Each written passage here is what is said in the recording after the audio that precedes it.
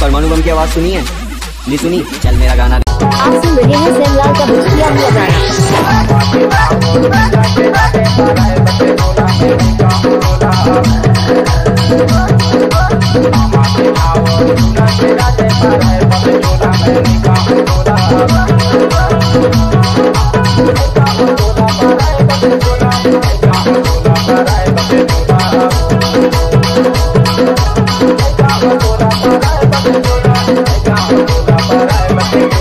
DJ